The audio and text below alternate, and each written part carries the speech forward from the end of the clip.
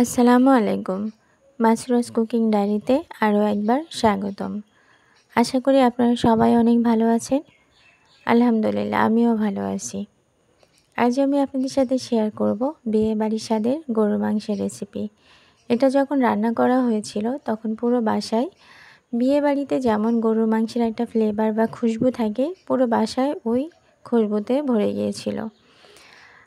দেখতে যেমন লোভনীয়, খেতে ঠিক বিয়েবাড়ির স্বাদের মাংসের মতোই লেগেছিল। আমি এখানে 1 কেজি মাংসের জন্য 1 কাপ তেল নিয়েছি। তেলের ভিতরে, গরম তেলের ভিতরে একটা স্টার, 2টা দারুচিনির টুকরা এবং 3টা শুকনা মরিচ দিয়ে আমি এর মধ্যে 4টা বড় সাইজের পেঁয়াজ কুচি দিয়ে দিচ্ছি। পেঁয়াজটার কাঁচা ভাব চলে যাওয়া পর্যন্ত আমি এটা নাড়ব। এই পর্যায়ে আমি 2 চামচ আদা বাটা এবং 2 চামচ রসুন বাটা অ্যাড করে দিচ্ছি। আদা রসুনের গন্ধ চলে গেলে আমি বাকি মশলাগুলো দিয়ে দিব। বাকি মশলা দেওয়ার আগে আমি সামান্য পানি অ্যাড করে দিলাম, যাতে মশলাগুলো ভালোভাবে কষানো যায় এবং স্বাদটাও ভালো আসে। আমি এখানে 1.5 চামচ শুকনো মরিচের গুঁড়া দিচ্ছি, আপনারা আপনাদের স্বাদ মতো দিতে পারেন। দিয়ে দিচ্ছি 1 চামচ গরম মশলার গুঁড়া, 1 চামচ ধনিয়া গুঁড়া, 1 চামচ জিরা গুঁড়া, পরিমাণ মতো হলুদ এবং স্বাদ মতো লবণ দিয়ে এখন মশলাটা ভালোভাবে কষিয়ে নিব। মশলা যত ভালোভাবে কষানো হবে মাংসের স্বাদ তত বাড়বে। অবশ্যই চুলার জালটা মিডিয়ামে থেকে একটু কমিয়ে ভালোভাবে মশলাটা কষিয়ে নিতে হবে, না হলে মশলাটা পুড়ে যেতে পারে। মশলা থেকে যখন তেল ছেড়ে দিবে এবং ভালো একটা খুশবু আসবে, তখনই মাংসটা দিয়ে দিতে হবে। দেখেন তেল ছেড়েছে এবং গ্রেভিটাও ঘন হয়ে আসছে, আমি মাংস দিয়ে দিচ্ছি। মাংসটা মশলার সাথে ভালোভাবে মাখিয়ে আমি এটা ঢেকে কষিয়ে নেব। মাঝে মাঝে আমি ঢাকনা উঠিয়ে নেড়ে আবার ঢেকে দেব। দেখেন মাংস থেকে পানি ছেড়ে দিয়েছে, এই পানি দিয়েই মাংসটা কষানো হয়ে যাবে, বাড়তি কোনো পানি দেওয়া লাগবে না। আমি কয়েকবার ঢেকেই মাংসটা সুন্দর করে কষিয়ে নেব।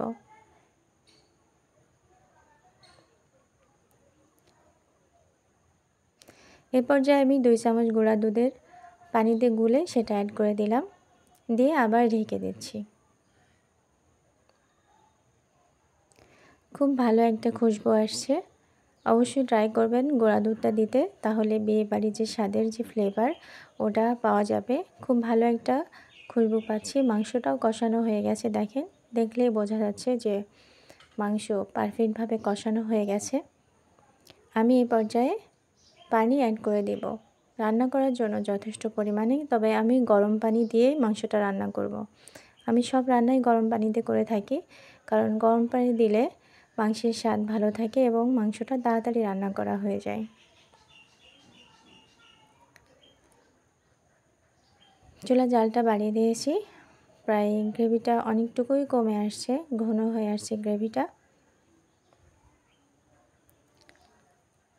এই পর্যায়ে আমি 1 চামচ কেওড়ার জল এবং 2 চামচ ঘি অ্যাড করে দিচ্ছি।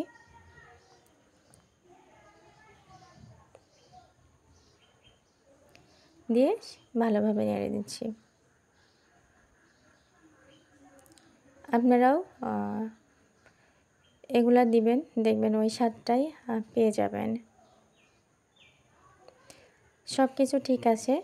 এখন আমি এটা জালটা কমিয়ে আবার ঢাকনা দিয়ে ঢেকে দিলাম, যাতে কালারটা সুন্দর আসে।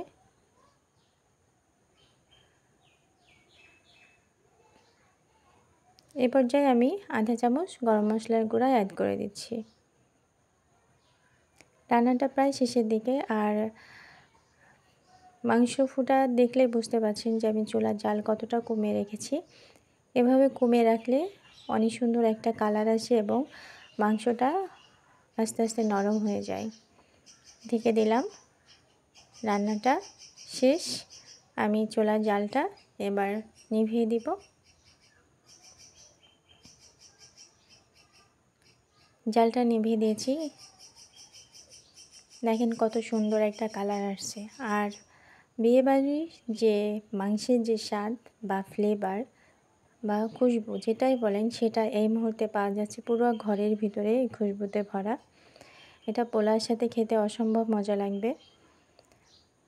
সাদা ভাত, রুটি, তবে পোলাওর সাথে খেতে বেশি মজা লাগবে। অবশ্যই একবার হলেও ট্রাই করবেন। খুব অল্প মশলা দিয়ে কিন্তু আমি এই রান্নাটা করেছি। আর ভিডিওটা প্লিজ স্কিপ না করে পুরো ভিডিওটা দেখবেন, না হলে কোনো অংশ বাদ যেতে পারে। আমার রেসিপি যদি ভালো লেগে থাকে ভিডিওটি শেয়ার করবেন ফ্রেন্ড এবং সোশ্যাল মিডিয়াতে বা পরিবারের সাথে। আর প্লিজ লাইক, কমেন্ট, সাবস্ক্রাইব করে পাশে থাকবেন। আর কমেন্টস করে অবশ্যই জানাবেন কেমন হলো। আল্লাহ হাফেজ।